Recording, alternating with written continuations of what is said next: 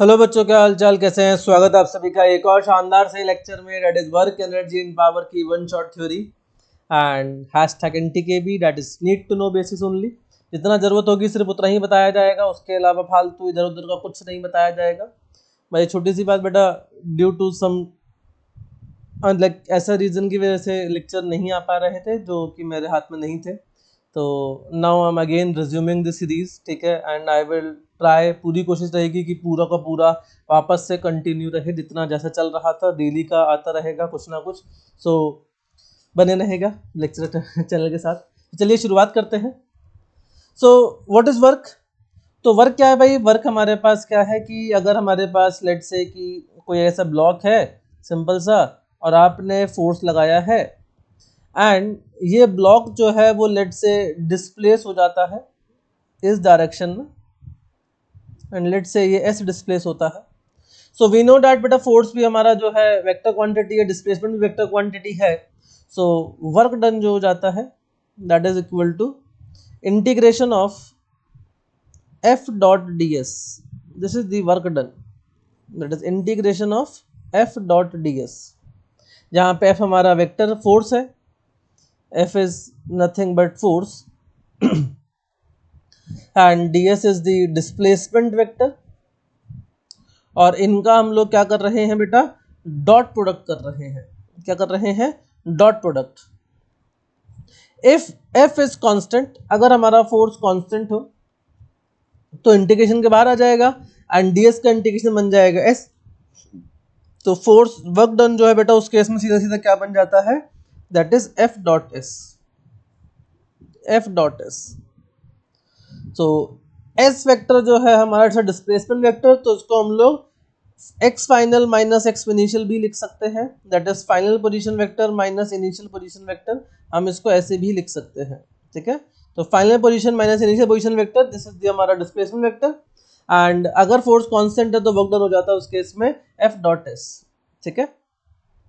Now अब हमारे पास अगर हम लोग यूनिट की बात करते हैं बेटा, तो unit of work, unit of work, work की यूनिट क्या हो जाएगी? दैट इज फोर्स हमारा न्यूटन में होता है, डिस्प्लेसमेंट मीटर में होता है, तो उसकी जो एसआई यूनिट है बेटा वो हो जाएगी दैट इज न्यूटन मीटर, जिसको हम लोग बोलते हैं joule, that is joule represented by J. And इसकी अगर हम लोग सीजीएस यूनिट की बात करते हैं बेटा, if you talk about the CGS unit, CGS unit, तो न्यूटन हमारा चेंज हो जाएगा डाइन के अंदर, मीटर हो जाएगा सेंटीमीटर के अंदर, तो ये हो जाएगा डाइन सेंटीमीटर, एंड जिसको हम लोग कहते हैं अर्ग, ठीक है। क्या कहते हैं? Erg. And we know that एक डाइन जो है वो 10 to the power minus 5 newton के बराबर होती है, एंड एक सेंटीमीटर जो होता है वो 10 टू द माइनस 2 मीटर के बराबर होता है। तो हम लोग बोल सकते हैं कि 1 joule is equal to 10 to the power 7 erg. ये इनके बीच में बेटा रिश्ता कहलाएगा, that is 1 joule is equal to 10 to the power 7 erg. अगर हम डायमेंशन ऑफ वर्क की बात करते हैं कि वर्क के डायमेंशन क्या होंगे, तो same as the energy, and energy का dimension is equal to ml square t minus 2। So these are the dimension of work, these are the dimension of work. बेटा राइटिंग का थोड़ा सा आएगा यहाँ पे, क्योंकि हमारे पास जो डिवाइस अब है वो डिवाइस एकदम बदल गया है, क्योंकि पुराना वाला टूट गया है और नए डिवाइस के अंदर ये थोड़ा सा है। सो अगर थोड़ा बहुत ऊपर नीचे चलता रहे तो समझ जाइएगा कि हाँ भाई हमारा मास्टर स्ट्रगल कर रहा है ना। तो ठीक है, so sorry, M L square T minus 2, ये हमारा वर्क डन हो जाएगा, ठीक है। चलिए, तो वर्क की अगर मैं और ज्यादा सिंप्लीफाइड डेफिनेशन लिखना चाहूं तो it's basically the product of force and displacement of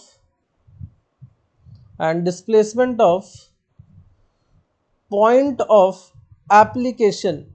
जिस पॉइंट पर आपने फोर्स लगाया है उस पॉइंट का डिस्प्लेसमेंट कितना हुआ है, that is the displacement of point of application.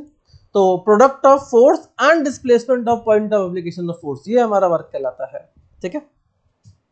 सो हमारे पास बहुत सारे अलग अलग केस बन सकते हैं इस बात को लेके। तो इसमें से एक थ्योरेटिकल केस जो बनता है वो बनता है बेटा कि what is the work done by friction what is the work done by friction while walking. जब हम चलते हैं तो उस टाइम पर हमारा वर्क डन बाय फ्रिक्शन कितना होता है। तो बेटा हम जानते हैं कि भाई फ्रिक्शन जो है हमें मदद करता है चलने के लिए, लेकिन बेटा कोई वर्क नहीं करता है वो, ठीक है। Work done is 0। एंड कौन सा फ्रिक्शन होता है ये? This is the static friction. This is the static friction which holds during the walking. तो वॉक करते वक्त जो फ्रिक्शन होता है वो कौन सा होता है बेटा? हमारा स्टैटिक फ्रिक्शन होता है। उसका वर्क डन कितना होता है? 0 होता है, क्योंकि हम एक साथ नहीं चल रहे होते हैं बेटा, हम अपने कदम उठा उठा के चल रहे होते हैं। तो अगर कदम उठा उठा के चल रहे होते हैं तो इसका मतलब अगर एक पैर आपका पीछे है तो एक पैर हवा में होगा। एंड इस टाइम पर, जिस टाइम पर ये पॉइंट कांटेक्ट में है यहाँ पर, इस टाइम पे इस पॉइंट का कोई डिस्प्लेसमेंट नहीं है, फिर आप इस कदम को यहाँ नीचे रख देंगे। एंड जब ये वाला कदम नीचे रख देंगे तो पीछे वाला कदम जो है वो आप उठा लेंगे, ठीक है। पीछे वाला कदम आप उठा लेंगे इस तरीके से। एंड अब आप आगे चलेंगे इस तरीके से। तो अब इस पॉइंट का कोई डिस्प्लेसमेंट नहीं हो रहा, जिस टाइम में फ्रिक्शन लग रहा है इस पैर पे कोई फ्रिक्शन है नहीं अब, क्योंकि हवा में आ चुका है। जब ये हवा में नहीं था कॉन्टैक्ट में, तब इसका डिस्प्लेसमेंट नहीं था, तो यहाँ पर डिस्प्लेसमेंट 0, तो इसलिए वर्क 0 हो रहा था।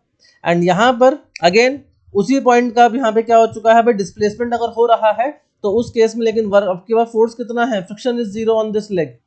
इस लेग पे फ्रिक्शन 0 क्योंकि हवा में आ चुका है, तो इसलिए अगेन वर्क 0।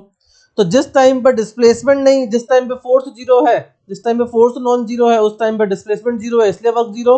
एंड जिस टाइम पे डिस्प्लेसमेंट नॉन 0 है लेकिन फोर्स 0 है, तो इसलिए अगेन वर्क डन क्या हो जाएगा? 0 हो जाएगा।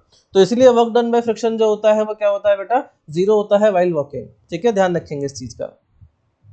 चलिए आगे बढ़ते हैं, समझते हैं कि क्या क्या केसेस हैं। तो work done bye constant forces. तो कांस्टेंट फोर्सेस का मतलब है कि अगर फोर्स कांस्टेंट है तो वर्क डन हो जाएगा सिंपल सा, that is F dot S.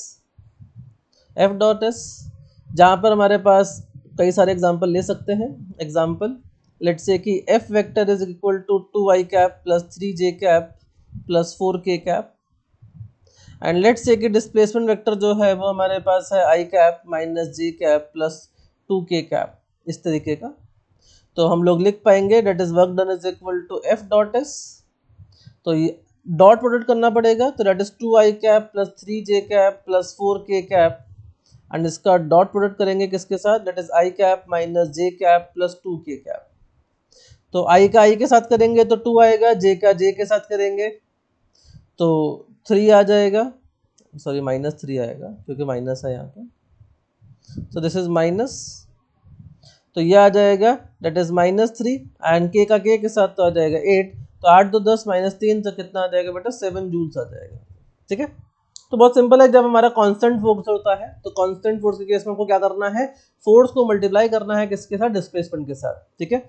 इसका एक बहुत बेहतरीन सा केस है, एक केस है इसका कि लेट से कि अगर आप यहाँ पर एक पार्टिकल को ऐसे फोर्स लगाते हैं F, और यहाँ से ये पार्टिकल बंधा हुआ है, तो ऑब्वियस सी बात है जब आप इसको हॉरिजॉन्टल फोर्स लगाओगे सीधा नहीं जाएगा, ये पार्टिकल कुछ ऐसे करके उठेगा।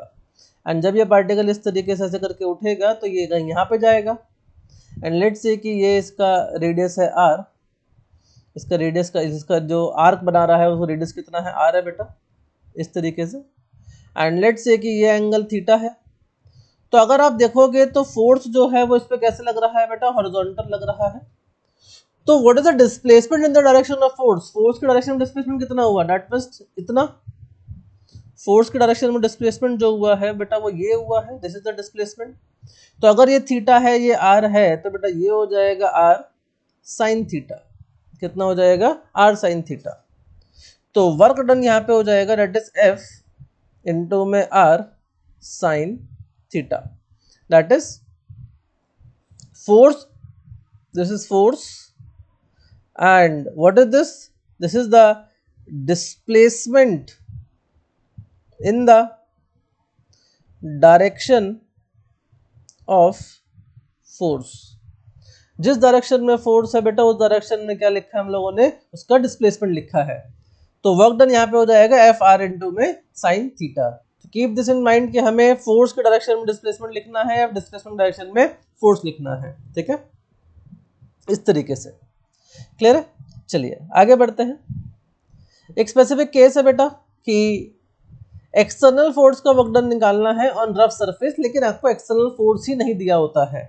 दैट मीन्स आपको ऐसे बोला जाता है कि लेट से इस तरीके से है कि एंड आपने यहाँ पर कोई एक ऐसा पुलिंग फोर्स लगाया है एट एन एंगल थीटा, ये फोर्स आपका अननोन है ना, ये नहीं पता है अपने को, ठीक है, this is not known.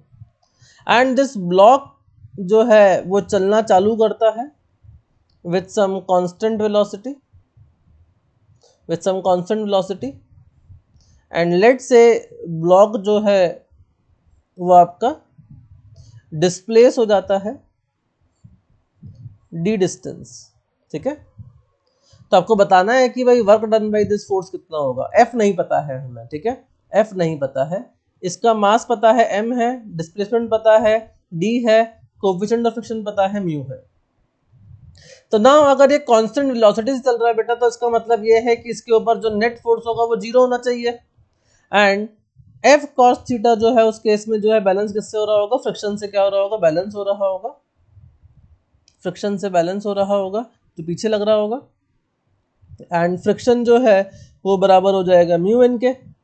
And N निकालने के लिए क्या करना पड़ेगा आपको भाई, नीचे लग रहा होगा एम जी, एंड ऊपर एक और फोर्स आ रहा होगा यहाँ पर एफ साइन थीटा, एंड साथ में आ रहा होगा नॉर्मल रिएक्शन एन। तो अगर मैं वर्टिकल डायरेक्शन में इक्वेशन लिखूं तो आएगा it is N plus F sine theta, this is equal to M G, तो एन की वैल्यू आ जाएगी that is M G minus F sine theta. And इसको अगर मैं उठा के यहाँ लिख देता हूँ एन की जगह पर, तो यह आ जाएगा mu times of M G minus F sine theta. तो इसको जब फर्दर सॉल्व करोगे बेटा तो आपको एफ की वैल्यू मिल जाएगी, and that will come out to be that is mu M G divided by that is cos theta plus mu sine theta. यहाँ से आपको एफ की वैल्यू मिल जाएगी in terms of the given parameters. And अगर आपको F मिल गया तो अब आपको पता है बेटा वर्क डन जो है वो क्या हो जाएगा, that is F S cos theta. तो यहाँ से आ जाएगा force is mu M G divided by cos theta plus mu sine theta, displacement is D, and ऊपर अपने पास है cos theta, and this is the work done by this constant force.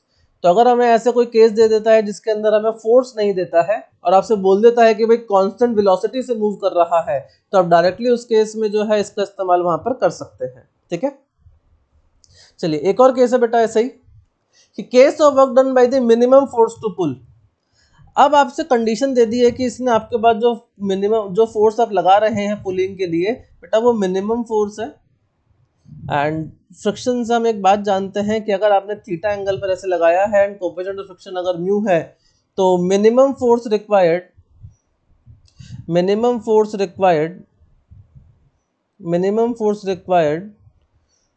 To pull the block, ये हम लोग बेटा friction में देखते हैं इस बात को। तो मैं डायरेक्टली यहाँ पे तो रिजल्ट लिख रहा हूँ, that is F minimum this is equal to mu M G divided by under root 1 plus mu square. This is the minimum force. तो अगर इसका बेटा डिस्प्लेसमेंट डी हुआ होगा, अगर इसका डिस्प्लेसमेंट लेट से डी हुआ होगा, तो इन दैट केस जो वर्क डन हो जाएगा वो हो जाएगा mu M G into D upon में under root 1 plus mu square, ठीक है।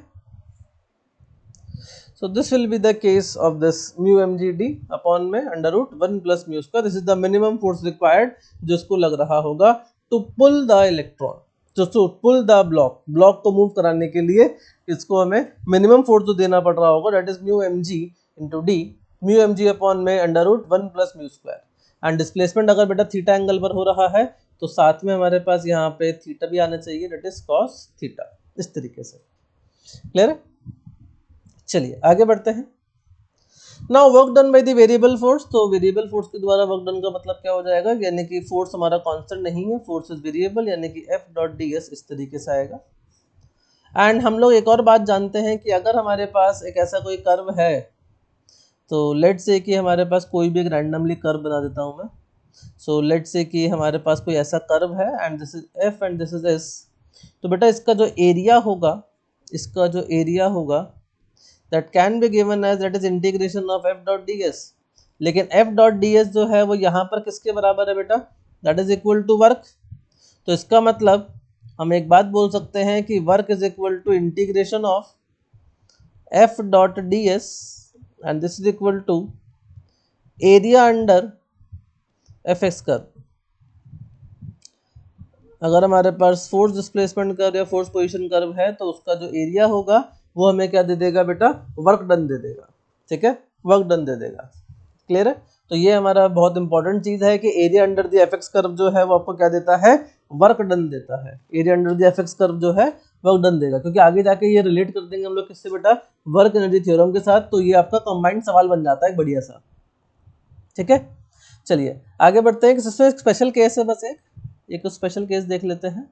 अगर लेट्स से कि फोर्स जो है वो आपका कुछ ऐसे दिया गया हो, that is Y I cap plus X J cap, इस तरीके से, एंड आपने कहीं पे ऐसे मूव कराया गया हो, लेट्स से 1,2 से लेके कहीं पे लेट्स से 4,5 तक, इस तरीके से ऐसा कुछ मूव कराया हो किसी पार्टिकल को। एंड लेट्स से मास वास भी लिख देता हूँ, जरूरत पड़ेगी आप बता दो। तो let's say mass is 1 kg। तो नाउ जब आप इसमें वर्क डन निकालने की कोशिश करेंगे तो बेटा वर्क डन निकालने के लिए हमें चाहिए होता है एफ डॉट डी एस, और डी एस वेक्टर जो है वो हमारे पास हो जाएगा D X I cap plus D Y J cap. क्योंकि हमारा फोर्स आई जे में है तो हम डिस्प्लेसमेंट भी किस में लिखेंगे, सिर्फ आई जे में लिखेंगे। तो बेटा जो छोटा सा वर्क डन हो जाएगा D W, that will be equal to K Y I cap plus X J cap and dot D X I cap plus D Y J cap.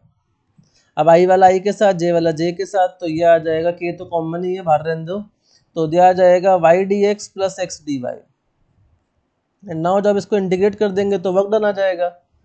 तो वर्क जो है वो आ जाएगा बेटा के integration of Y D X plus X D Y. अब ये जो हमारे पास टर्म है ना बेटा, Y D X plus X D Y, ये हमारा डिफरेंशिएशन है एक्चुअल में, ये हमारा डिफरेंशिएशन एक्चुअल में किसका, एक्स वाई का। एंड डिफरेंशिएशन से इंटीग्रेशन को हटाया जा सकता है, तो वर्क डन आ जाएगा कितना, सिर्फ के एक्स वाई। एंड लिमिट्स आपके पास हैं तो इसके अंदर लिमिट्स रख देंगे तो आपको क्या मिल जाएगा, आंसर मिल जाएगा। ठीक है, क्लियर है। तो समझ जाइएगा जब भी आपके पास ऐसे अलग अलग वेरिएबल के साथ प्रोडक्ट आ जाए, जैसे कि वाई डी एक्स और एक्स डी वाई आ जाए, तो उस केस में आपको कहीं ना कहीं पे ऐसा कुछ बन रहा होगा जिसका डिफरेंशिएट करके वो टर्म आता होगा, जिसको डिफरेंशिएट करके वो टर्म आता होगा, तब हम वो वहां से इजीली कर सकते हैं। ठीक है, चलिए आगे बढ़ते हैं बेटा। वर्क डन बाय टेंशन, अब ये कोई अलग से कोई केस नहीं है, जस्ट दैट कि मैं आपको स्पेसिफिक एग्जांपल लेके समझा देता हूँ बस कि भाई ठीक है, आपको समझ में आ जाएगा कि कैसे वर्क डन निकालते हैं। तो मैं 2 केस लूंगा इसमें। लेट्स से पहला केस कि एक ब्लॉक को लेट्स से कि आप जिसका मास m है एंड आप ऊपर से इसको रिलीज कर रहे हैं रस्सी बांध के। जैसे होता है ना भाई घर में कोई सामान शिफ्ट वगैरह करते हैं, तो सामान शिफ्टिंग में क्या करते हैं, ऊपर रस्सी से बांध देते हैं ब्लॉक को या अलमीरा को और छोड़ देते हैं, है ना, छोड़ देते हैं नीचे। तो लेट से कि भाई ये जो है वो नीचे जा रहा होगा x, एंड इसका जो नीचे की तरफ रिटार्डेशन है वो कितना है, एक्सेलरेशन जो है वो कितना है g/6। एंड ऑब्वियस सी बात है कि भाई अगर ये फ्री फॉल होता, अगर ये फ्री फॉल होता तो उसका एक्सेलरेशन g के बराबर होता, लेकिन यहाँ पे कितना g/6 है। तो इसका मतलब क्या है कि ऊपर की तरफ कोई ना कोई फोर्स आ रहा होगा। तो हमारा सब भाई वर्क डन निकालने के लिए, वर्क डन निकालने के लिए भाई 3 चीज चाहिए होती है, डेट इज फोर्स, डिस्प्लेसमेंट और एंगल। वर्क डन निकालने के लिए चाहिए होती है एफ डॉट एस, तो यानी कि अपने को चाहिए एफ एस कॉस थीटा, यानी कि 3 चीज चाहिए, एफ, डिस्प्लेसमेंट और थीटा।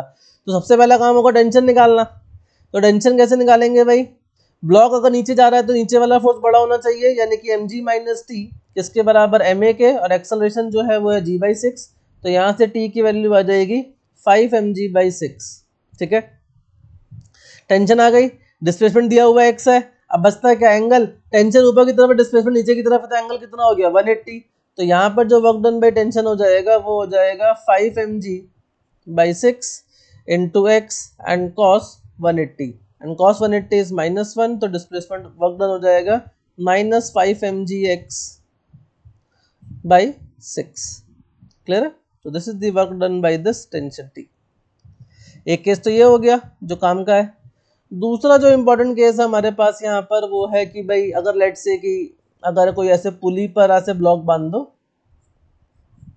एक पुली के ऊपर ऐसे एक ब्लॉक बांध दो, तो लेट से ये कि 2 kg का ब्लॉक है, ये 3 kg का ब्लॉक है, and work done by tension in 2 seconds on A 2 kg, B 3 kg and C system पर, कि सिस्टम पर कितना वर्क डन हुआ। तो इसी तरीके से हम देख सकते हैं कि भाई सबसे पहला काम क्या रहेगा, फोर्स निकालना, फिर उसके बाद डिस्प्लेसमेंट निकालना, फिर उसके बाद आपका वर्क निकालना। तो सॉल्यूशन में अगर आप देखोगे तो भाई एक्सेलरेशन कितना होगा, एटवुड मशीन है तो एक्सेलरेशन हो जाता है that is m2 minus m1 upon में m1 plus m2 into ji.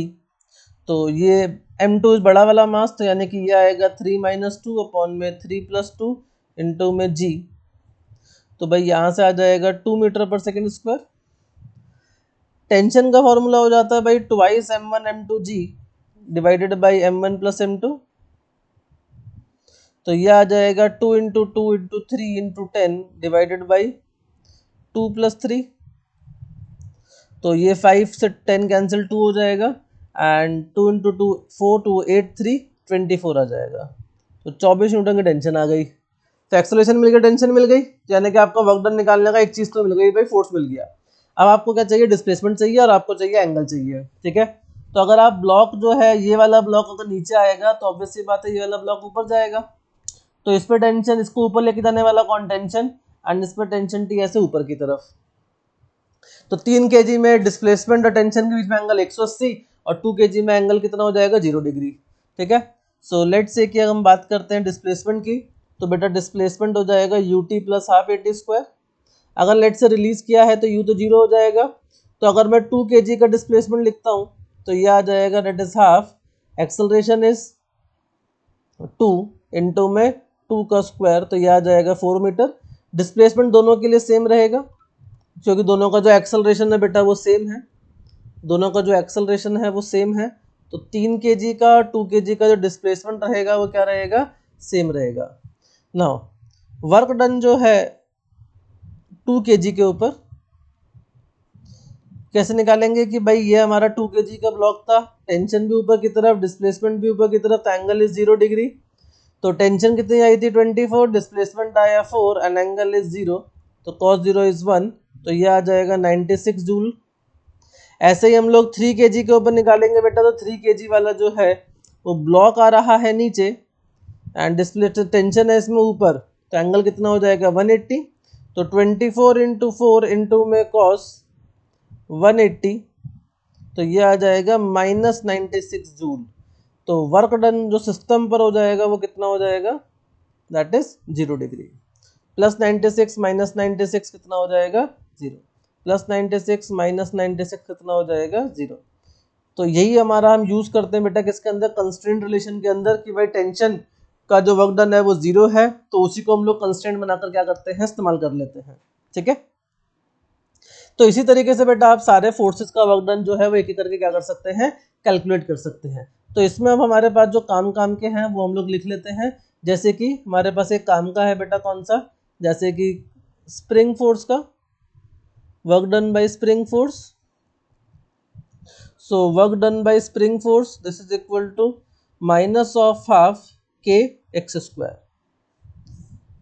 By work done by spring force is minus of half K X square. बहुत सिंपल सा रीज़न है कि लेट से कि अगर हम लोग यहाँ पर एक स्प्रिंग है एंड इसको अगर आप ऐसे खींचते हैं, लेट से खींच के आपने इसको कितना खींचा, एक्स डिस्टेंस खींचा, तो इसके अंदर जो फोर्स आ रहा होगा वो आ रहा होगा के एक्स, एंड ये अपोजिट है किसके, डिस्प्लेसमेंट के, एंड डिस्प्लेसमेंट का अपोजिट है तो उसका क्या होगा बेटा, उसका वर्क डन नेगेटिव होगा।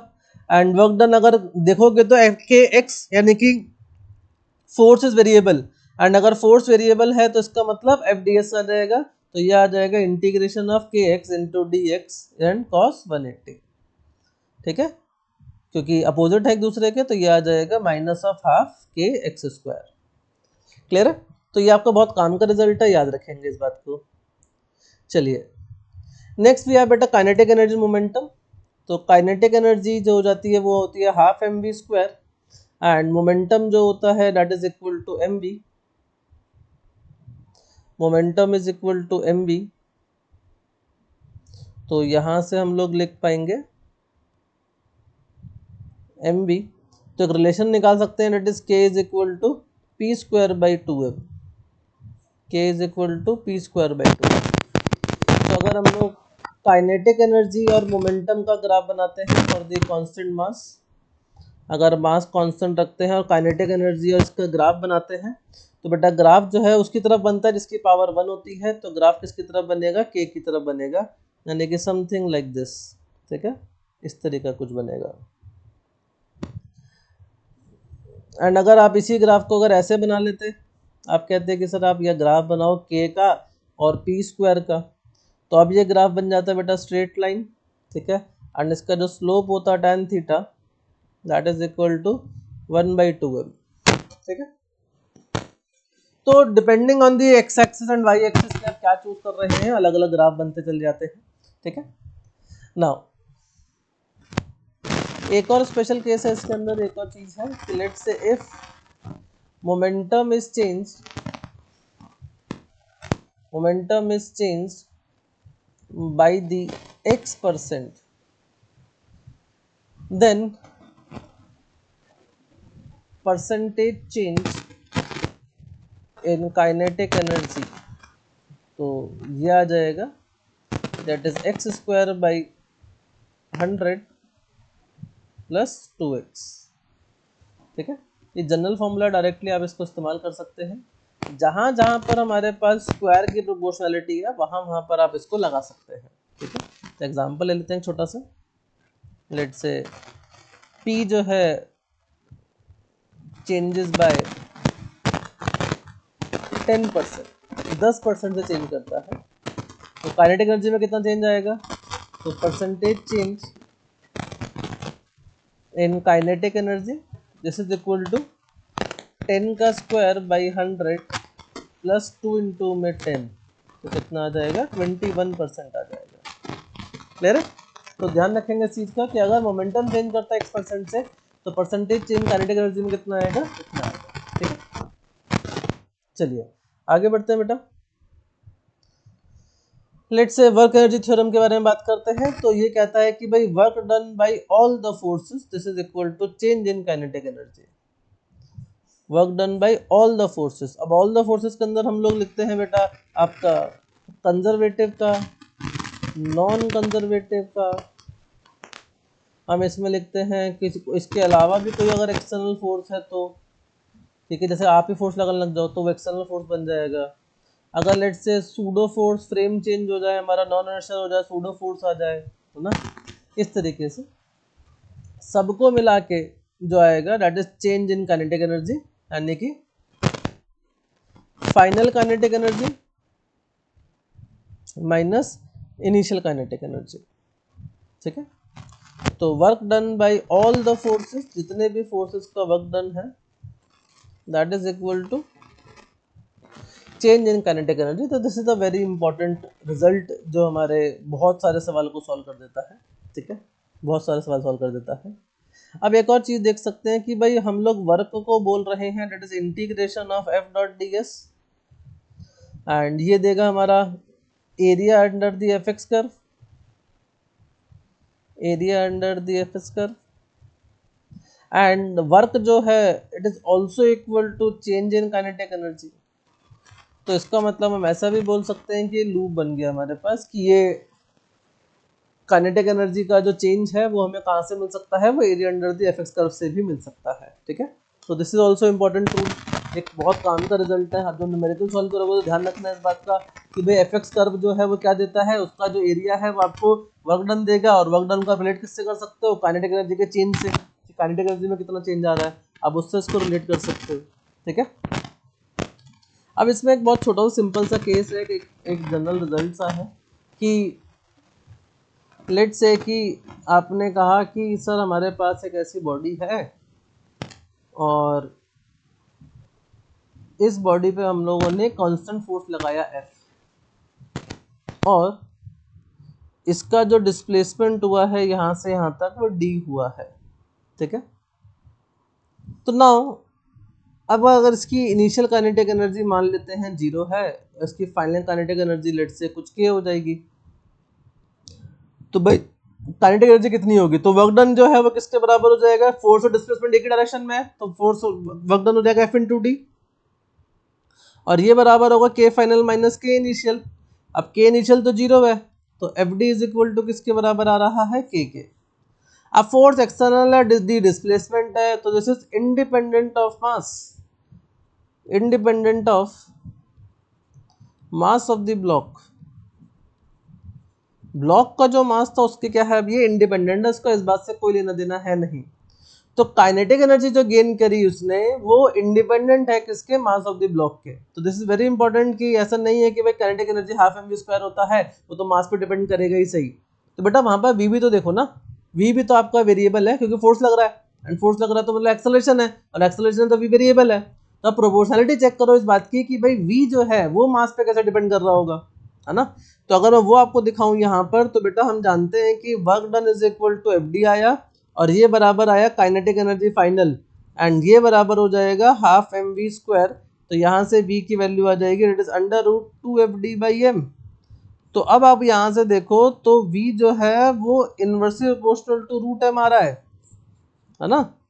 तो v inversely proportional to √m है, जबकि kinetic energy independent of the mass of the block है। तो इस बात का बहुत ज़्यादा ध्यान रखेंगे, इस सवाल का बहुत ज़्यादा पूछा जाता है ये, ठीक है। तो इसको बहुत एकदम टिप पे होना चाहिए, ठीक है।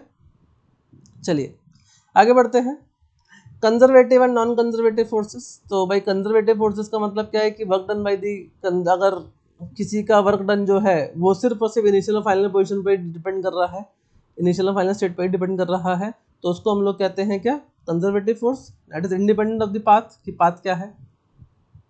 एंड ऐसे ही work done by the conservative force in round trip क्या हो जाएगा बेटा, फिर 0 हो जाएगा। फॉर एग्जांपल कि अगर लेट्स राउंड ट्रिप का मतलब क्या है कि एक ब्लॉक को आपने उठाया एंड उठा के आप यहाँ तक ले गए, ठीक है, ए तक, एंड फिर घुमा के आप उसको वापस वहीं पर ले आए, उसी पोजीशन पर ले आए बी पर, तो ऐसे गया फिर ऐसे वापस आ गया।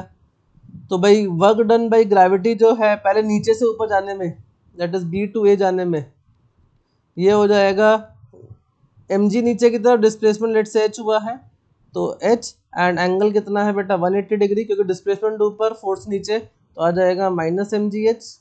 एंड वर्क डन अगर मैं a टू b का लिखूं तो फोर्स भी नीचे डिस्प्लेसमेंट भी नीचे, तो एंगल कितना हो जाएगा 0 डिग्री, तो ये आ जाएगा कितना, डेट इज mgh। तो राउंड ट्रिप में क्या हुआ, यानी कि जहां से शुरू किया था घूम के वापस वहीं पर ही आ गए, तो बेटा वर्क डन कितना हो जाएगा, 0 हो जाएगा। तो ऐसे फोर्स को हम लोग कहते हैं कंजर्वेटिव फोर्स, जिसका वर्क डन जो है वो पाथ पे डिपेंड ही नहीं करता है, उसको हम लोग कहते हैं कंजर्वेटिव फोर्सेस, ठीक है। अच्छा एक और चीज बेटा, ग्रेविटी का जो वर्क डन होता है वो इंडिपेंडेंट ऑफ पाथ होता है। अगर आप इसको ऐसे लिखना चाहें तो हम उसको, मैं हेडिंग डाल के लिख देता हूँ यहाँ पे कि work done by gravity this is equal to force of gravity, gravity का जो फोर्स है इनटू में displacement,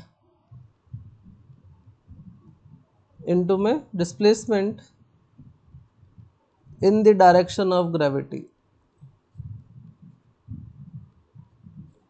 so for example let's say एक हमारे पास ऐसे कोई उबड़ खाबड़ सा कोई लेट से पाथ है, लेकिन इसकी जो हाइट जो है, ये हाइट दिस इज x।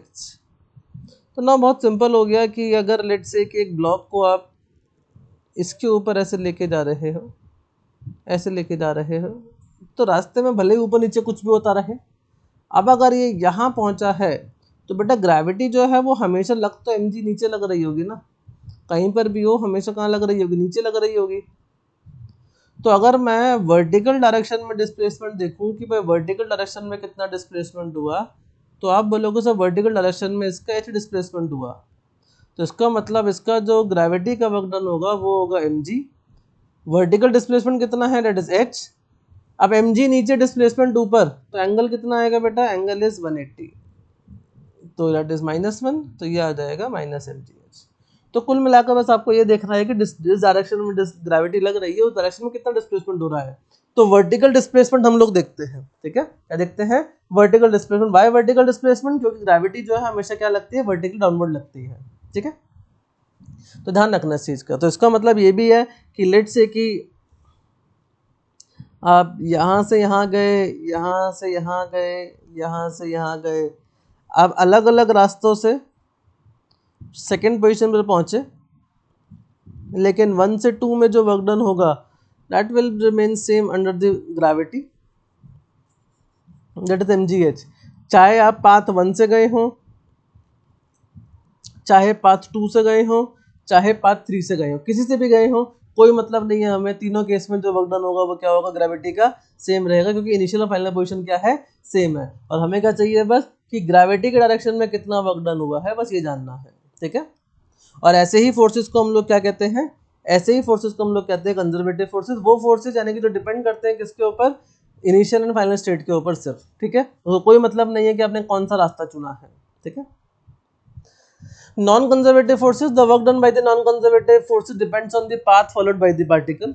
कितना पाथ फॉलो, कैसा पाथ फॉलो कर रहे हैं उस बात पर डिपेंड करता है कि कितना वर्क डन होगा। जैसे कि हमारा होता है बेटा किस केस में, कि हमारे पास जो इंक्लाइन प्लेन है, लेट से कोई एंड इंक्लाइन प्लेन के ऊपर आपने एक ब्लॉक को नीचे से ऊपर फेंका इस तरीके से, तो फ्रिक्शन का जो वर्क है वो कैसा होगा बेटा, नेगेटिव होगा, क्योंकि फ्रिक्शन नीचे लगेगा, डिस्प्लेसमेंट ऊपर हो रहा होगा। तो लेट से ये ए है, ये बी है, तो work done A to B जो है फ्रिक्शन का वो आ जाएगा -F × में डी, ठीक है। एंड ऐसे ही जब आप बी टू ए लेकर आओगे तो अगेन जब बी टू ए आएगा, तो बी टू ए जब आएगा तो फ्रिक्शन अब पीछे लगेगा, डिस्प्लेसमेंट नीचे लगेगा, तो अगेन नेगेटिव वर्क डन यानी कि -FD। तो राउंड ट्रिप में जो वर्क डन हुआ ए से बी जाने का plus work done by B to A आने का, दैट इज नॉन जीरो। क्या है, नॉन जीरो। जबकि कंजर्वेटिव के केस में क्या हुआ था, वो जीरो। तो इसका मतलब work done by the non conservative force जो होगा वो क्या होगा, राउंड ट्रिप में नॉट जीरो होगा, वो जीरो नहीं होगा, ठीक है। तो कीप दिस इन माइंड। चलिए आगे बढ़ते हैं। पोटेंशियल एनर्जी क्या होती है, it's a energy by which, जब भी कोई पोजीशन चेंज करता है या कॉन्फ़िगरेशन चेंज होती है तो उसकी वजह से क्या आती है, उसके अंदर पोटेंशियल एनर्जी आती है। एंड ये सिस्टम ऑफ पार्टिकल की होती है, not with the individual particle, किसी इंडिविजुअल पार्टिकल की नहीं होती, सिस्टम ऑफ द पार्टिकल की होती है। And is defined for the conservative forces, सिर्फ और सिर्फ कंजर्वेटिव फोर्सेस के लिए डिफाइंड है। And it's a relative quantity, यानी कि इसको डिफाइन करने के लिए you need a reference position. आपको रेफरेंस पोजीशन क्या करनी पड़ेगी, चूज करनी पड़ेगी। यानी कि एक ही पोजीशन में हो सकता है कि उसकी पोटेंशियल एनर्जी जीरो हो जाए, एक ही पोजीशन में उसकी पोटेंशियल एनर्जी नॉन जीरो हो जाए, डिपेंड करिए किस बात के ऊपर कि आपने रेफरेंस क्या चूज किया है, ठीक है। Gravitational potential energy, gravitational potential energy, तो वर्क डन बाय ग्रेविटी जो होता है बेटा दैट इज mgh, ठीक है। सो लेट से कि अगर मैं यहाँ से यहाँ एक ब्लॉक को लेके जाता हूँ, यहाँ से यहाँ एक ब्लॉक को लेके जाता हूँ, and this height is h, इसका मास m, एंड ये हाइट h लेके गए हैं, तो नीचे से ऊपर गए mg। एंड लेट से कि रेफरेंस जो है हम लोग यहाँ पे चूज करते हैं यू इनिशियल जीरो, तो यहाँ अगर यूज करते हैं तो यू फाइनल जो है बेटा यहाँ पर कितना हो जाएगा, इट इज mgh हो जाएगा। तो पोटेंशियल एनर्जी और ग्रेविटी का जो वर्क डन है, यानी कंजर्वेटिव फोर्सेस का जो वर्क डन है, this is equal to minus of delta U. This is the relation between work done by the conservative forces and the change in potential energy. तो work done by conservative forces is equal to minus of U final minus U initial, and this will be equal to that is U initial minus U final. तो आप इसको ऐसे याद कर सकते हैं, conservative forces का जो वर्क डन होता है that is equal to U initial minus U final, ठीक है। तो gravitational potential energy is nothing but basically हम mgh के टर्म्स में निकाल लेते हैं, काम चल जाता है हमारा इससे, ठीक है। Elastic potential energy of the spring, तो अगेन अभी जो हम लोगों ने इस्तेमाल किया that is work done by conservative force, this is equal to minus of delta U. तो बेटा स्प्रिंग के केस में जो वर्क डन होता है that is equal to minus half K X square, and this is equal to U initial minus U final, इस तरीके से U initial minus U final. And अगर हम लोग मानते हैं कि भाई यू इनिशियल जीरो है, तो यू फाइनल जो है वो कितना आ जाएगा, that is half K X square. तो यानी कि अगर आपने किसी स्प्रिंग को किसी स्प्रिंग को अगर आपने लेट से एक्स एक्सपैंड किया है, एक्स खींचा है, तो स्प्रिंग के अंदर जो पोटेंशियल एनर्जी आएगी वो कितनी आएगी, date is half K X square, जहाँ पर बेटा के क्या है, के इज इट्स स्प्रिंग कांस्टेंट। ठीक है, चलिए potential energy of the continuous mass distribution, जिसके अंदर हम लोग बेसिकली रॉड के बारे में बात करना चाहेंगे कि रॉड के केस में क्या होता है। तो लेट से कि आपने कहा कि सर रेफरेंस यहाँ पे चूज करते हैं, तो यू हमारा यहाँ पे रेफरेंस है। ठीक है, एंड रॉड की जो लेंथ है वो कितनी है, एल है। अब हर एक पॉइंट का अगर मैं मास दे, हर एक पॉइंट के लिए अगर मैं लेंथ देखूँ तो रेफरेंस पॉइंट से अलग अलग है, तो इसलिए हम लोग यहाँ पे सेंटर ऑफ मास का कॉन्सेप्ट इस्तेमाल करते हैं। तो इसकी जो पोटेंशियल एनर्जी हो जाती है वो क्या हो जाएगी, that is M G H by two और M G L by two, M G L by two. Y L by two, because the centre of mass of this rod कहाँ पर होगा बेटा, इसका जो सेंटर ऑफ मास होगा वो होगा एल बाई टू पर। ठीक है, चलिए principle of conservation of mechanical energy यानी कि COME। तो हमें पता है कि लेट से कि अगर work done by non conservative forces है NC plus work done by conservative forces है, and this is equal to change in kinetic energy. ठीक है, नाउ कंजर्वेटिव फोर्सेस का जो वर्क डन होता है that is equal to minus of delta U and this is equal to delta K E. तो work done by non conservative force जो हो जाएगा वो हो जाएगा delta K E plus delta U. This is also very important कि अगर आपको कभी भी नॉन कंजर्वेटिव फोर्स का वर्क डन निकालना हो तो डायरेक्टली आप क्या करो, दोनों जो चेंज आया है उनको ऐड कर दीजिए, यानी कंजर्वेटिव का that is delta K E plus delta you कर दीजिए, तो आपको क्या मिल जाएगा, नॉन कंजर्वेटिव फोर्स का वर्क डन मिल जाएगा। नाउ व्हाट इफ कि अगर कोई कंजर्वेटिव फोर्स हो ही ना हो, कोई कंजर्वेटिव फोर्स का वर्क डन ही ना हो, तो इन दैट केस बेटा delta K E plus delta you जो है वो जीरो हो जाएगा, एंड इसका मतलब है कि K final minus K initial plus U final minus U initial this is equal to zero. तो यहाँ से हम बोल पाएंगे कि K final plus U final this is equal to K initial plus U initial. तो आप यहाँ पे देख सकते हैं कि फाइनल वाले टर्म एक तरफ हो चुके हैं और इनिशियल वाले टर्म एक तरफ हो चुके हैं। तो हम यहाँ पे बोल सकते हैं according to COME that is conservation of mechanical energy, initial mechanical energy जो है वो किसके बराबर हो जाएगी, फाइनल मैकेनिकल एनर्जी के। एंड इसके बहुत सारे एप्लीकेशंस है बेटा, बहुत सारे सवालों में यूज़ होता है, तो बहुत इंपॉर्टेंट है, वेरी वेरी इंपॉर्टेंट। ठीक है, चलिए आगे बढ़ते हैं। फोर्स और पोटेंशियल एनर्जी में क्या रिलेशन होता है बेटा, तो हमारे पास एक बहुत ही शानदार रिलेशन है, that is F is equal to minus of du by D R. F is equal to minus of du by dr. That means if potential energy versus position graph is given, versus position graph is given, तो slope, और I would write negative of the slope. ठीक है, क्या negative of the slope, that is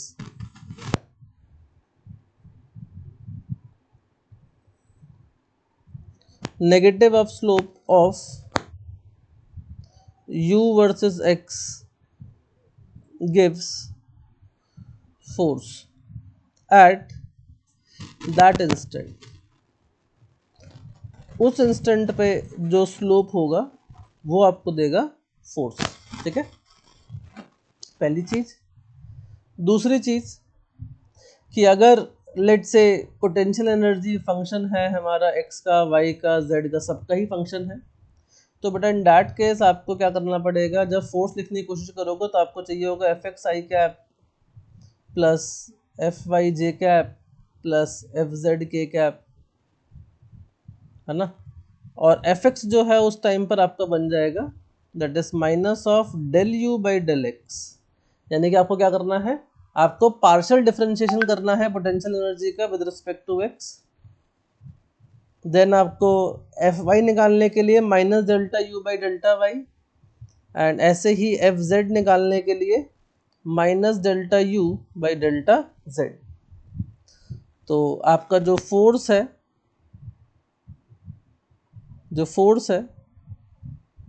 वो force बन जाएगा बेटा, that is minus common कर देते हैं, तो ये बन जाएगा del U by del X I cap plus del U by del Y J cap plus del U by del Z K cap.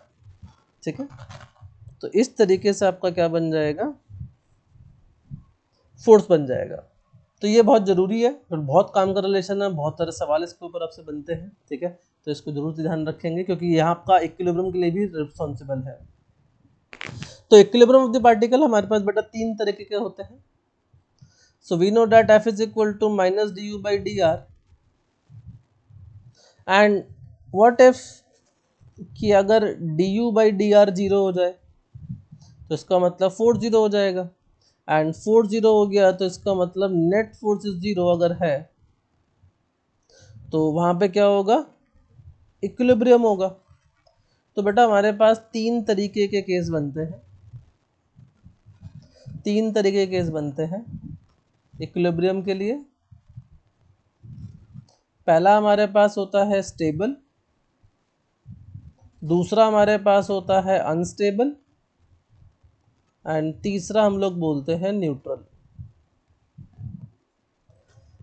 अब स्टेबल इक्विलिब्रियम के लिए भाई सबके लिए कंडीशन तो तय है, क्योंकि इक्विलिब्रियम का मतलब ही क्या है कि force zero, and force zero तो इसका मतलब क्या है कि वहां पे D U by D are यानी कि स्लोप जो होगा वो जीरो होगा।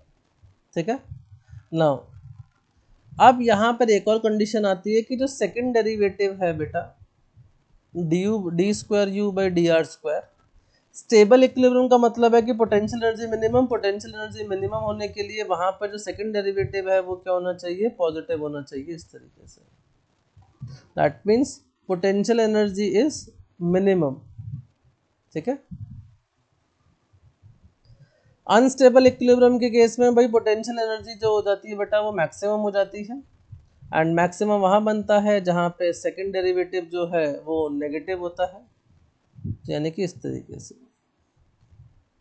एंड न्यूट्रल का मतलब है कि potential energy is constant, potential energy is not changing, तो उस केस में सेकंड डेरिवेटिव भी जो है वो भी क्या हो जाएगा, जीरो हो जाएगा। ठीक है, तो these are the three basic हमारे पास जो कंडीशंस हैं इक्विलिब्रियम के लिए चेक करने के लिए। एंड सबसे इंपॉर्टेंट क्या है कि स्लोप से ध्यान रखेंगे कि भाई फोर्स जो है जो होता है वो नेगेटिव ऑफ द स्लोप होता है किसका, D U by D R का। Next is vertical circular motion बेटा, वर्टिकल सर्कुलर मोशन। तो लेट से कि अगर आपने किसी एक पार्टिकल को जिसका मास m है एंड आप इसको कुछ वेलोसिटी दे देते हैं, एंड जिसकी मदद से ये ऐसे घूमता हुआ उड़ता हुआ हवा में ऐसा घूमता हुआ क्या करता है, सर्कुलर मोशन बना लेता है। सो लेट से कि अगर मैं किसी भी टाइम इंस्टेंट पर इसके पास की वेलोसिटी लिखता हूँ या टेंशन लिखता हूँ, तो भाई टेंशन अगर लिखने के लिए या वेलोसिटी लिखने के लिए आपको लिखना पड़ेगा that is v is equal to under root 2gl 1 minus cos theta. ठीक है, ये आप किससे निकाल सकते हो, with the help of the conservation of mechanical energy, उससे आप निकाल सकते हो, जहाँ पे l हो जाएगा बेटा इसकी लेंथ हो जाएगी। ठीक है, एंड अगर आप ध्यान से ऑब्जर्व करोगे तो नीचे हमारे पास लग रहा होगा mg, एंड लेट से कि अगर ये एंगल थीटा है तो ऑब्वियस सी बात है कि ये भी थीटा होगा, एंड इसका एक कंपोनेंट ऊपर आ रहा होगा इधर की तरफ ऐसे और एक इधर की तरफ आ रहा होगा, एंड यहाँ से आप लिख पाओगे, या फिर आप mg के कंपोनेंट कर सकते हो, चाहो तो आप mg के कंपोनेंट कर सकते हो। ठीक है, you can take the components of mg also. तो अगर आप mg के कंपोनेंट करते हो तो आप बोल पाओगे that is t minus mg cos theta, this is equal to mv square by l। तो टेंशन जो आ जाती है यहाँ से बेटा वो आ जाती है that is mg cos theta plus M V square by L. तो किसी भी पॉइंट पर अगर आपको टेंशन लिखनी है तो आप इससे निकाल सकते हैं, वेलोसिटी लिखनी है तो इससे निकाल सकते हैं। ठीक है, तो बहुत सिंपल है ये।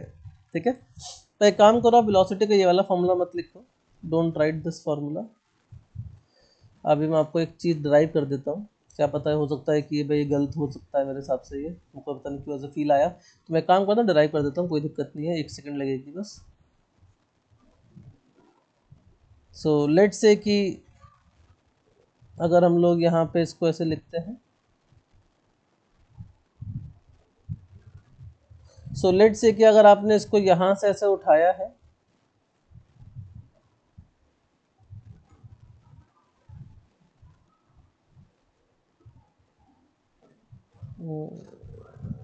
ओके, सो लेट से कि अगर हमने इसको यहाँ, पता नहीं क्या हो गया, सो लेट से कि अगर हमने इसको यहाँ से ऐसे उठाया है और हम कहते हैं कि भाई यहाँ पर पोटेंशियल एनर्जी 0 है, तो कुछ ना कुछ पोटेंशियल एनर्जी होगी यहाँ पे। अगर ये एल है, ये थीटा है, तो ऊपर वाली साइड हो जाएगी एल कॉस थीटा, तो ये जो हाइट जो इसने राइज करी होगी यहाँ से यहाँ तक एच, तो ये हो जाएगा L minus L cos theta. तो अगर मैं यहाँ पे कंजर्वेशन ऑफ मैकेनिकल एनर्जी लगाऊं तो half M U square, this will be equal to half M V square, half M V square plus M G L 1 minus cos theta. तो यहाँ से आप मास तो कैंसिल आउट कर दोगे, एंड यहाँ से अगर आप v लिखना चाहोगे तो v की वैल्यू आ जाएगी, 2 से 2 कैंसिल हो जाएगा, तो यहाँ तो यू स्क्वायर बचेगा minus 2gl 1 minus cos theta. Okay, ये बच रहा है भाई, थोड़ा सा मिस्टेक हो गया, तो देखा ना उस वाले फॉर्मूले में, तो correct formula is this one. तो किसी भी टाइम पर अगर आपको वो चाहिए तो आप यहाँ से इससे निकाल सकते हैं। ठीक है, किसी भी एंगल पर अगर आपको स्पीड निकालनी है तो आप इस वाले इक्वेशन से निकाल सकते हैं। ठीक है, चलिए नाउ अब हमारे पास वर्टिकल सर्कुलर मोशन में कंडीशन, स्पेसिफिक कंडीशंस है कि मिनिमम वेलोसिटी कितनी होनी चाहिए, फलाना ये सब। सो सिंपल सी बातें करते हैं, ज़्यादा 3-5 नहीं करेंगे, कि अगर हमें यहाँ पे u मिनिमम चाहिए तो उसके लिए कंडीशन क्या होनी चाहिए, कंडीशन होनी चाहिए कि भाई जो मैक्सिमम हाइट है यहाँ पर हमारे पास टेंशन जो है वो 0 हो जाए। सो for critical condition that is minimum velocity at bottom for VCM, tension at highest point is 0। ठीक है, तो उसके हिसाब से अगर मैं पॉइंट मार्क करूं, ये A है, लेट से ये B है और ये हाईएस्ट पॉइंट C है, तो TA जो होता है आता है बेटा वो 6 mg आता है, VA जो आता है वो आता है that is under root 5gl, TB जो आता है वो आता है 3 mg, एंड VB जो आता है this is under root 3gl, and TC जो आता है वो 0, एंड VC जो आता है बेटा वो रूट GL। ठीक है, इस तरीके से। तो ये हमारी मिनिमम की कंडीशन है, क्रिटिकल कंडीशन के अंदर है कि अगर हम लोग मिनिमम वेलोसिटी देते हैं बॉटम पर ताकि वो कंप्लीट सर्कल कर सके, VCM कर सके, तो उसकी ये कंडीशंस है। ठीक है, ये रिजल्ट्स है उसके। ठीक है, अब इसके अलावा हमारे पास और क्या केस पॉसिबल है, तो केसेस है हमारे पास कि लेट से u जो है वो अंडर रूट 2gl से लेके अंडर रूट 5gl के बीच में है, यानी कि सर्कल तो पूरा कर नहीं पाएगा, तो सर्कल ना पूरा करता हुआ वो क्या करेगा, ऐसे उठेगा, उठता उठता उठता उठता यहीं से वो ऐसे गिर जाएगा। ठीक है, एट अ सर्टेन एंगल। ठीक है, वैसे उठेगा, उठ के यहाँ से ऐसे गिर जाएगा, तो पार्टिकल जो है वो क्या कर जाएगा, will not complete the circle, and falls with parabolic trajectory, वो पैराबोलिक ट्रेजेक्ट्री बनाते हुए क्या कर जाएगा, फॉल कर जाएगा। ऐसे ही अगर हमारे पास सेकंड केस की बात करते हैं कि भाई u जो है वो √2gl हो जाए, तो √2gl वाले केस में ये जो है हॉरिजॉन्टल हो जाएगा, यहाँ से उठेगा एंड उठता उठता उठता कहाँ पहुँच जाएगा, ये हॉरिजॉन्टल हो जाएगा ऐसा, एंड पहुँचने के बाद यहाँ से ऐसे फॉल कर जाएगा।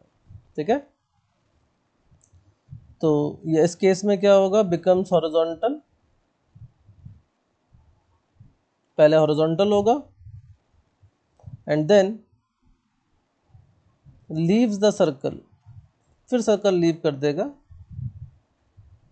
इन पैराबोलिक ट्रेजेक्ट्री। ठीक है, एंड देन लास्ट केस कि अगर u जो है वो लेस देन √2gl हुआ, तो इन दैट केस ये ऐसे ऑसिलेट करना चालू कर देगा। ठीक है, तो इट विल ऑसिलेट, तो it will oscillate, so particle undergoes oscillation। ठीक है, तो ये 3 केस है हमारे पास। ओके, चलिए एक last case general for the knowledge कि अगर हमारे पास कोई लाइट रॉड हो, रॉड के केस में कभी भी टेंशन एक्चुअली जीरो नहीं होती है, तो उसका जो u मिनिमम आता है दैट इज √4gl। ठीक है, अगर इसकी लेंथ l है, एंड इस केस में होता यह है कि इसको इस तरीके से फेंकते हैं कि एट हाईएस्ट पॉइंट इसकी वेलोसिटी जीरो हो जाती है, जबकि टेंशन इज नॉन जीरो। ठीक है, अच्छा एक और इम्पोर्टेंट रिजल्ट है, चाहे आपने किसी भी स्पीड से फेंका हो, t highest minus t lowest, अगर वो सर्कल पूरा कर रहा है तो, दैट इज 6 mg। ठीक है, दैट इज 6 mg, क्योंकि अगर हो सकता है भाई 5gl से ज़्यादा आपने फेंक दिया हो, आपने 7gl से फेंक दिया हो, 8gl से फेंक दिया हो, तो भी रिजल्ट सेम रहेगा, T highest minus T lowest जो है वो क्या होगा, 6 mg रहेगा। ठीक है, इट विल नॉट चेंज। चलिए, case of leaving the contact from the hemisphere, let's say कि अगर आपके पास कोई ऐसा हेमिस्फेयर है एंड आपने इसके ऊपर यहाँ पर आपने लेट्स से एक ब्लॉक जस्ट स्टार्ट करता है स्लिपिंग, ठीक है, स्टार्ट्स का मतलब है कि भाई आपने इसको कोई वेलोसिटी नहीं दी है, यानी कि इनिशियल वेलोसिटी इज 0, तो वो कोई थीटा एंगल बनाएगा, यहाँ तक पहुँचेगा और यहाँ से गिर जाएगा। ठीक है, सो लेट्स से कि इसका जो रेडियस है वो r है, तो ये एंगल जो होगा बेटा that is cos theta, this is equal to 2/3 direct result, and इस टाइम पर जो उसकी स्पीड होगी that will be equal to √2gr/3 जिस टाइम पर लीव करेगा। तो speed at the time of leaving, जिस टाइम पर लीव कर रहा होगा उस टाइम पर स्पीड इतनी होगी, और एंगल कितना बना रहा होगा वर्टिकल से, that is cos theta equal to 2/3, यानी कि theta equal to cos inverse 2/3। ठीक है, चलिए पावर, सो पावर को डिफाइन किया जाता है बेटा rate of doing work, this is nothing but rate of doing work, कि किस रेट से वर्क किया जा रहा है। सो दो तरह से पावर लिखते हैं बेटा हम लोग, that is D instantaneous, that is dw/dt, and एक हम लोग लिखते हैं एवरेज, दैट इज कितना वर्क हुआ और कितने टाइम में हुआ, एंड कितना वर्क हुआ उसको हम लिख सकते हैं बेटा change in kinetic energy divided by time interval, तो हम उसको इस फॉर्म में भी लिख सकते हैं। ठीक है, एंड इसको जब लिखेंगे तो ये हो जाएगा that is F dot D S by D T, and D S by D T हो जाता है बेटा एफ डॉट वी। ठीक है, तो this is the P instantaneous.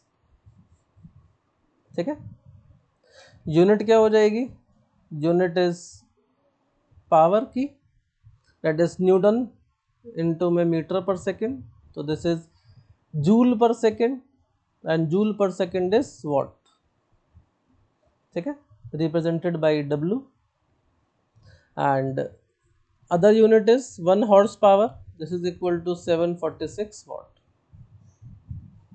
ठीक है, now important case, in case of constant power delivered, अगर कांस्टेंट पावर डिलीवर हो रही है तो वेलोसिटी जो होगी वो टाइम पे 1/2 पर डिपेंड करेगी, एंड जो डिस्प्लेसमेंट है वो टाइम के 3/2 पर डिपेंड करेगा। अगर कांस्टेंट पावर डिलीवर हो रही है तो इन दैट केस जो स्पीड होगी, तो वेलोसिटी टाइम पर ऐसे डिपेंड करेगी एंड डिस्प्लेसमेंट टाइम पर ऐसे डिपेंड करेगा। ठीक है, तो वेरी इंपॉर्टेंट केस, काम का आता है बहुत बार ये। ठीक है, तो this is all about your work energy power बेटा। ठीक है, आई होप आप सभी लोगों को एकदम से फटाक से एकदम से रिवाइज हो गया होगा क्या पढ़ा है वर्क एनर्जी पावर के अंदर, क्या हम लोगों ने डिस्कस किया था, क्या हम लोग केस करते हैं, क्या नहीं करते हैं, सब कुछ आपको क्लियर हो गया होगा। तो अगर आप क्वेश्चन प्रैक्टिस करोगे तो आपको एटलीस्ट याद आ जाएगा कि क्या फॉर्मूले हैं क्या नहीं है ये सब। ठीक है, तो ठीक है बच्चे लोग, मिलते हैं अगली क्लास में, तब तक के लिए बाय बाय, टेक केयर, शुभ रात्रि, चंपा खैर and all the very best.